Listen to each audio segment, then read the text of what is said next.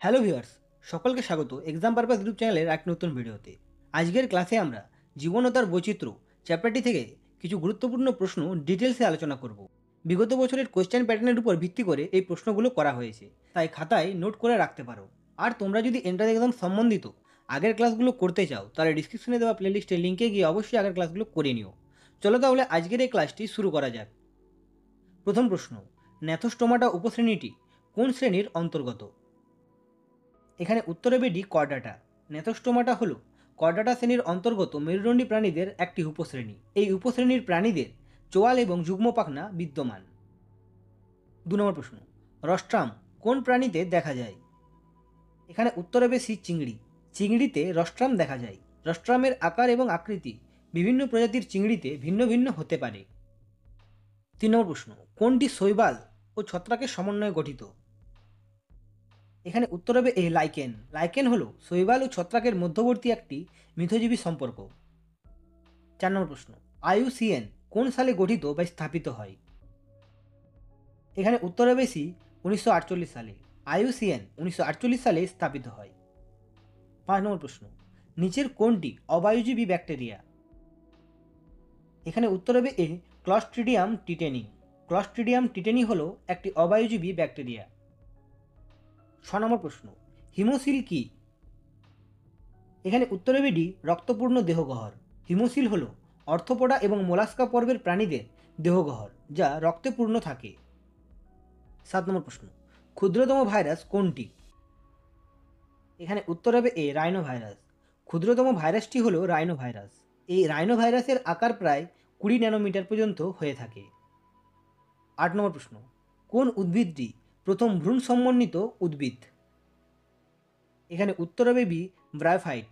Bryophyte হল প্রথম ভ্রূণ সমন্বিত উদ্ভিদ। 9 নম্বর প্রশ্ন, হাইফা কোন প্রকার উদ্ভিদের গঠনগত একক? এখানে উত্তর হবে বি ছত্রাক। হাইফা হল সূত্রাকার গঠন, যা ছত্রাকের গঠনগত একক এবং এদের দেহ তৈরি করে থাকে। 10 নম্বর প্রশ্ন, পতঙ্গভুক উদ্ভিদদের কোন উপাদানের অভাব থাকে? এখানে উত্তর হবে সি নাইট্রোজেন। পতঙ্গভুক উদ্ভিদরা সাধারণত সেই মাটিতেই জন্মায় যেখানে নাইট্রোজেনের অভাব থাকে। পোকামাকড় ধরে এবং হজম করে তারা সেই নাইট্রোজেনের ঘাটতি পূরণ করে, যা তাদের স্বাভাবিক বৃদ্ধির জন্য প্রয়োজন। 11 নম্বর প্রশ্ন, বিজ্ঞানসম্মত নাম কোন ভাষাতে করা হয়? আজকের এই প্রশ্নটা তোমাদের হোমওয়ার্ক থাকলো।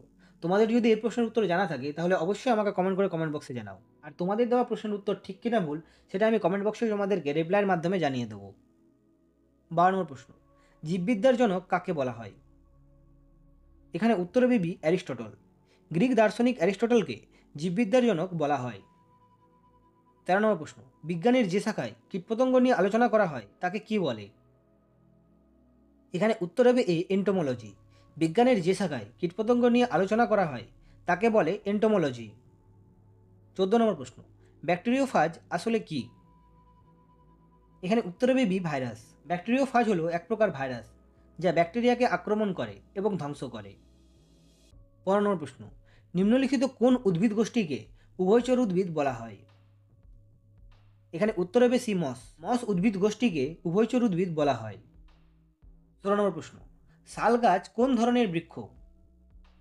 এখানে উত্তর হবে এ পর্ণমোচী। শাল গাছ হলো পর্ণমোচী বৃক্ষ। 17 নম্বর প্রশ্ন, বৃহত্তম এককোষী শৈবালের নাম কি? এখানে উত্তর হবে সি অ্যাসিটাবুলারিয়া। বৃহত্তম এককোষী শৈবালের নাম হলো অ্যাসিটাবুলারিয়া। 18 নম্বর প্রশ্ন, কোনটি উদ্ভিদ ও প্রাণীর মধ্যবর্তী পর্যায়ের জীব? এখানে উত্তর হবে সি প্রোটোজোয়া। প্রোটোজোয়া হলো উদ্ভিদ ও প্রাণীর মধ্যবর্তী পর্যায়ের জীব।